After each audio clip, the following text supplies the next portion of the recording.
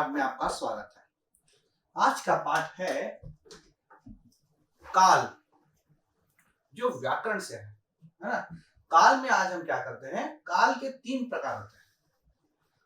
उन 3 प्रकार में पहला प्रकार भूतकाल का आज हम अध्ययन करते हैं। क्रिया के जिस रूप से उसके होने के समय का पता चलता है उसे काल कहते हैं। देखिए, काल किसे कहते हैं? क्रिया के जिस रूप से उसके होने का पता चलता है, अब हुआ, पहले हुआ या बाद में हुआ या होएगा, आने वाले समय में होएगा। जब उसके होने का पता चलता है तो उसे क्या कहते हैं? काल कहते हैं।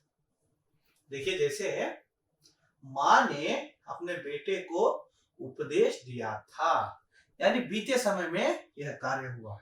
कार्य कब हुआ है? उपदेश दिया था, बीते समय में हुआ है। रजत स्कूल जाता है, यानी कार्य चल रहा है। अब अपने अपने सामने वर्तमान समय में कार्य चल रहा है ना। मोहन गाना गाएगा, गाएगा, आने वाले समय में कार्य संपन्न होगा, है ना। तो उसी को कहते हैं। देखिए, फिर से एक बार देखते हैं, काल किसे कहते हैं? क्रिया के जिस रूप से उसके होने के समय का पता चलता है, उसके होने का समय का पता चलता है तो उसे काल कहते हैं। आइए देखते हैं काल के भेद। काल के कितने भेद हैं? काल के 3 भेद हैं। काल के कितने भेद है? काल के 3 भेद है। पहला है भूतकाल, दूसरा है वर्तमान काल और तीसरा है भविष्यत काल। भूतकाल, वर्तमान काल और भविष्यत काल। तो सबसे पहले हम भूतकाल का अध्ययन करते हैं। भूतकाल क्रिया के जिस रूप से यह जाना जाए कि काम बीते समय में हो चुका था या हो रहा था, उसे भूतकाल कहते हैं। देखिए, क्रिया के जिस रूप से हमें क्या जानना है कि काम बीते समय में हो चुका था या बीते समय में हो रहा था, उसे भूतकाल कहते हैं। यानी बीते समय में कार्य हो रहा था, बीते समय में कार्य हो चुका था, उसे क्या कहते हैं? भूतकाल कहते हैं। भूतकाल के 6 भेद हैं। भूतकाल के कितने भेद हैं? भूतकाल के 6 भेद हैं। पहला है सामान्य भूतकाल। पहला है सामान्य भूतकाल। दूसरा आसन्न भूतकाल। क्या कहते हैं इसे? आसन्न भूतकाल। तीसरा है पूर्ण भूतकाल। तीसरा क्या है? पूर्ण भूतकाल। और चौथा भेद है अपूर्ण भूतकाल। पूर्ण भूतकाल, अपूर्ण भूतकाल। पांचवा है संदिग्ध भूतकाल। संदिग्ध भूतकाल। और छठा है हेतु हेतुमत भूतकाल। हेतु हेतुमत भूतकाल। तो भूतकाल के 6 भेद है। एक बार फिर से पढ़ते हैं।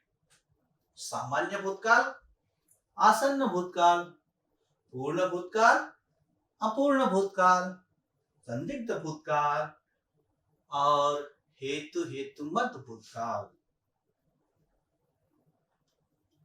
अब सबसे पहले हम सामान्य भूतकाल देखते हैं। क्रिया के जिस रूप से कार्य के भूतकाल में सामान्य रूप में होने का संकेत मिलता है, उसे सामान्य भूतकाल कहते हैं। देखिए, क्रिया के जिस रूप से हमें क्या पता चलना है? कार्य भूतकाल में सामान्य रूप से होता है। भूतकाल में कार्य सामान्य रूप से संपन्न होता है तो उसे सामान्य भूतकाल कहते हैं। उदाहरण के लिए देखिए, सोनू और मोनू ने मिठाई खाई। भूतकाल में सोनू और मोनू ने मिठाई खाई, यानी बीते समय में कार्य संपन्न हो चुका है, सामान्य रूप से हो चुका है ना। सोनू और मोनू ने मिठाई खाई। राम ने खाना खाया। राम ने खाना खाया। कृष्ण ने मुरली बजाई। कृष्ण ने मुरली यानी बांसुरी बजाई। रामू ने किताब पढ़ी। रामू ने किताब पढ़ी। सब बीते समय में कार्य सामान्य रूप में हो चुका है इन सभी उदाहरण में। गीता ने पत्र लिखा। गीता ने किसी को पत्र लिखा, है ना। फिर से एक बार पढ़ते हैं। सोनू और मोनू ने मिठाई खाई। बीते समय में सामान्य रूप में कार्य हो गया है। रामू ने किताब पढ़ी। राम ने खाना खाया। गीता ने पत्र लिखा। कृष्ण ने मुरली बजाई। अब देखिए दूसरा भेद है आसन्न भूतकाल। भूतकाल का दूसरा भेद है आसन्न भूतकाल।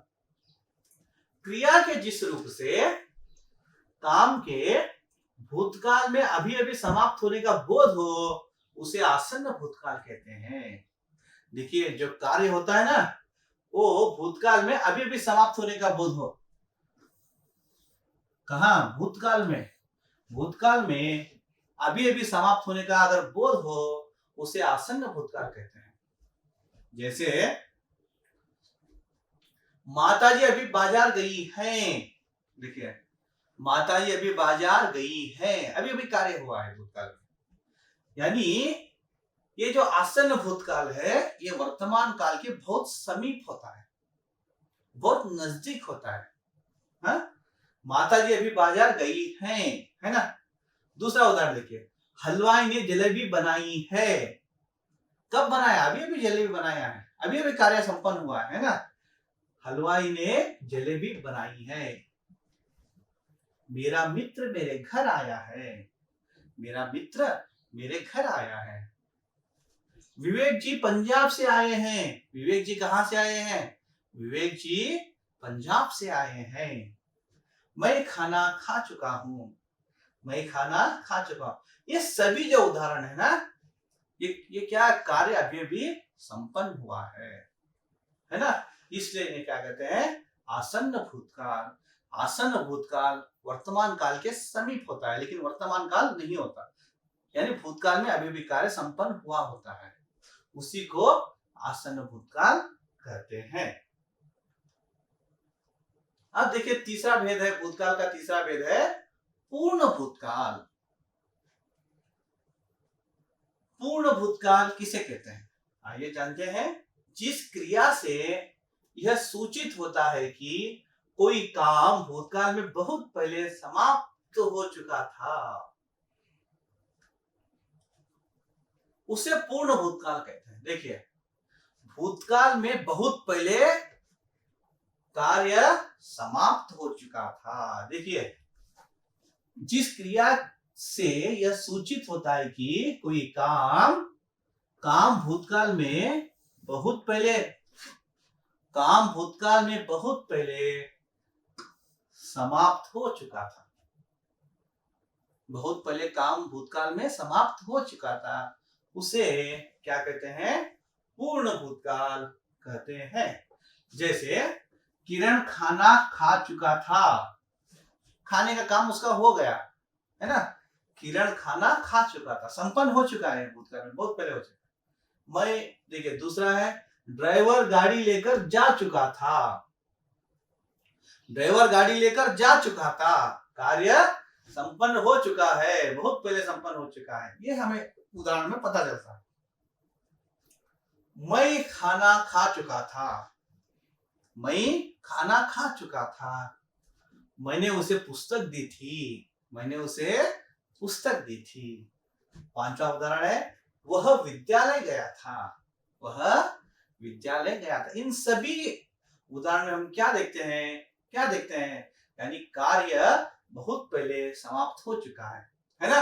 वह विद्यालय गया था, मैं खाना खा चुका था, किरण खाना खा चुका था, ड्राइवर गाड़ी लेकर जा चुका था, मैंने उसे पुस्तक दी थी। इन सभी उदाहरणों में हम देखते हैं कि कार्य भूतकाल में बहुत पहले समाप्त हो चुका है, इसलिए इसे पूर्ण भूतकाल कहते हैं। अब देखिए चौथा है, इसका चौथा भाग है अपूर्ण भूतकाल। भूतकाल का चौथा भेद है अपूर्ण भूतकाल। आइए अब हम अपूर्ण भूतकाल को देख लेते हैं। क्रिया के जिस रूप से यह पता चले कि कार्य भूतकाल में प्रारंभ हो चुका था किंतु पूर्ण नहीं हुआ, उसे अपूर्ण भूतकाल कहते हैं। अपूर्ण भूतकाल किसे कहते हैं? क्रिया की जिस रूप से हमें पता चलेगी। क्या पता चले हमें? वाक्य में हमें क्या पता चले? कार्य भूतकाल में आरंभ हो चुका था। कार्य क्या हो चुका था? भूतकाल में तो आरंभ हो चुका था किंतु पूर्ण नहीं हुआ। किंतु पूर्ण नहीं हुआ। कार्य भूतकाल में आरंभ हो चुका था किंतु पूर्ण नहीं हुआ, उसे अपूर्ण भूतकाल कहते हैं। उसे क्या कहते हैं? अपूर्ण भूतकाल कहते हैं। देखिए, जैसे पहला उदाहरण है, राहुल खेल रहा था। राहुल खेल रहा था। राहुल जो खेल रहा था उसका खेलना समाप्त हुआ है या नहीं पता नहीं। उसका खेल समाप्त हुआ या नहीं हमें उसका कोई पता नहीं है। वही कहते हैं, क्या कहते हैं? भूतकाल में प्रारंभ हो चुका था किंतु पूर्ण नहीं हुआ। पूर्ण हुआ नहीं हुआ वो पता नहीं है ना? राहुल खेल रहा था। रोहित गीत गा रहा था। रोहित गीत गा रहा था। कार्य अभी पूर्ण नहीं हुआ है, गा रहा था भूतकाल में, है ना? भूतकाल में कार्य संपन्न हो रहा है। भक्तों द्वारा पूजा की जा रही थी। भक्तों द्वारा पूजा की जा रही थी। सुरेश अपने गांव जा रहा था। सुरेश कहां जा रहा था? सुरेश अपने गांव जा रहा था। रमेश पत्र लिख रहा था। रमेश पत्र। इन सभी उदाहरणों में हम क्या देखते हैं कि भूतकाल में कार्य आरंभ हो चुका है किंतु पूर्ण नहीं हुआ। पत्र लिख रहा था, है ना? ये लिखना पूर्ण हुआ है इसका हमें पता चल रहा है? नहीं पता चला, पूर्ण नहीं हुआ, है ना? राहुल खेल रहा था। रोहित गीत गा रहा था। भक्तों द्वारा पूजा की जा रही थी। सुरेश अपने गांव जा रहा था। रमेश पत्र लिख रहा था। इन सभी उदाहरणों में हम देखते हैं कि कार्य आरंभ हो चुका है किंतु पूर्ण नहीं हुआ, इसलिए इसे क्या कहते हैं? अपूर्ण भूतकाल। इसे क्या, कौन सा भूतकाल कहते हैं? अपूर्ण भूतकाल। आइए आप देखते हैं भूतकाल का पांचवा भेद। इसका नाम है संदिग्ध भूतकाल। इसका नाम क्या है? संदिग्ध भूतकाल। क्रिया के जिस रूप से कार्य का भूतकाल में पूरा होने पर संदेह हो उसे संदिग्ध भूतकाल कहते हैं। देखिए, भूतकाल में जो कार्य होता है उस कार्य के होने पर संदेह हो। भूतकाल में जो कार्य होता है उसके कार्य के होने में संदेह हो। भूतकाल के कार्य के होने में अगर संदेह हो उसे संदिग्ध भूतकाल कहते हैं। संदिग्ध भूतकाल किसे कहते हैं? भूतकाल में कार्य के संपन्न होने में संदिग्ध हो तो उसे संदिग्ध भूतकाल कहते हैं। देखिए उदाहरण, सुशीला खाना बना चुकी होगी। क्या कहते हैं? सुशीला खाना बना चुकी होगी, यानी संदिग्ध है। बना चुकी है नहीं है, बना चुकी होगी, संदेह है। भूतकाल के किसी कार्य में, भूतकाल में कोई कार्य अगर संदेह प्रकट करता हो तो उसे क्या कहते हैं? संदिग्ध भूतकाल कहते हैं, है ना? बना चुकी होगी। दूसरा उदाहरण देखिए, प्रशांत खेल चुका होगा। खेल चुका होगा, उसका खेलना अभी जारी है या समाप्त हुआ पता नहीं है, लेकिन खेल चुका होगा, एक संदेह है। अब तक उसका खेलना समाप्त हुआ होगा, है ना? आलोक ने खाना खाया होगा। आलोक ने खाना खाया होगा, संदेह है इस वाक्य में भी, है ना? भूतकाल के इस वाक्य में संदेह प्रकट होता है, इसलिए इसे संदिग्ध भूतकाल कहते हैं। देखिए, संतोष ने गाना गाया होगा। संतोष ने गाना गाया होगा। विशाल ने अभिनय किया होगा। विशाल ने अभिनय किया होगा। यानी भूतकाल के जिन वाक्यों से हमें पता चले कि उनका कार्य के होने में कोई संदेह प्रकट हो तो उन्हें संदिग्ध भूतकाल कहते हैं। अब है भूतकाल का छठा और अंतिम भेद, इसका नाम है हेतु हेतुमत भूतकाल। उसका नाम है हेतु हेतुमत भूतकाल। देखिए, हेतु हेतुमत भूतकाल किसे कहते हैं?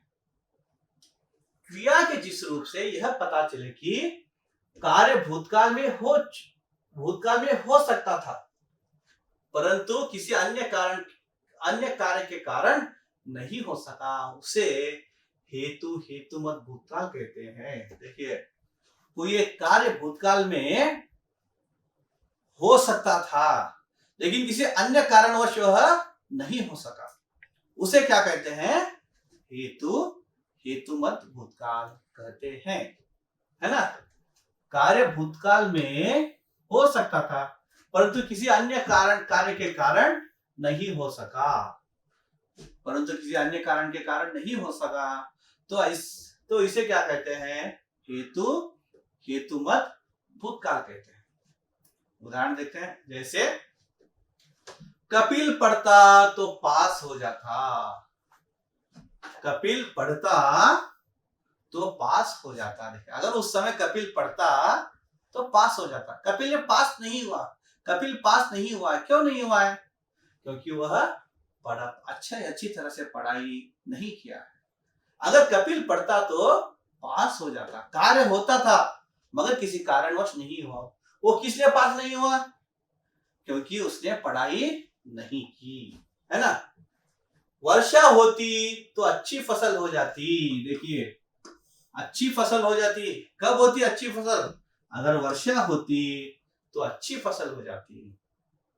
इसीलिए तो समझा रहे हैं, भूतकाल में कार्य हो सकता था, किसी अन्य कारणवश कार्य नहीं हो सका, है ना। लिंगराज आता तो मैं चला जाता। लेकिन देखिए, अगर लिंगराज इधर आता तो मैं चला जाता। मैं नहीं गया। क्यों नहीं गया? क्योंकि लिंगराज नहीं आया। किरण मेहनत करता तो सफल होता। किरण सफल हो सकता था, क्योंकि अगर नहीं हुआ। क्यों नहीं हुआ? क्योंकि उसने मेहनत नहीं किया। संदीप समय पर स्टेशन पहुंचता तो गाड़ी में चला जाता। संदीप गाड़ी में जा नहीं सका। क्यों जा नहीं सका? क्योंकि वह समय पर स्टेशन नहीं पहुंचा। अगर संदीप समय पर स्टेशन पहुंचता तो गाड़ी में चला जाता। तो इन सभी उदाहरणों से हम जान सकते हैं कि कार्य भूतकाल में हो सकता था, लेकिन किसी अन्य कारणवश हो नहीं पाया। कपिल पास नहीं हो पाया क्योंकि वो पढ़ा नहीं है ना। अच्छी फसल नहीं है क्योंकि अच्छी वर्षा नहीं हुई है। मैं चला जाता, ये गांव चला जाता, क्योंकि लिंगराज नहीं आया, इसलिए वो वहीं रहेगा बेचारा। किरण सफल होता। क्यों नहीं सफल हुआ? क्योंकि किरण ने अच्छी तरह से मेहनत नहीं किया। संदीप गाड़ी में चला जाता। क्यों नहीं गया? क्योंकि वह समय पर स्टेशन नहीं पहुंचा, इसलिए गाड़ी में वह जा नहीं सका। यानी भूतकाल में कोई कार्य होना था, किसी कारणवश नहीं हो पाया। इसी वाक्यों को क्या कहते हैं? हेतु हेतुमत भूतकाल कहते हैं। तो यहां पर भूतकाल का सारे भेद यहां पर समाप्त होते हैं। आप अच्छी तरह से पढ़ाई कीजिए, हिंदी भाषा को समृद्ध बनाइए, अच्छी तरह से जानिए। हिंदी भाषा अपनी राष्ट्रीय भाषा है, इसे और समृद्ध बनाना है। तो भूतकाल का आज का पाठ यहां पर समाप्त होता है। जय साई राम।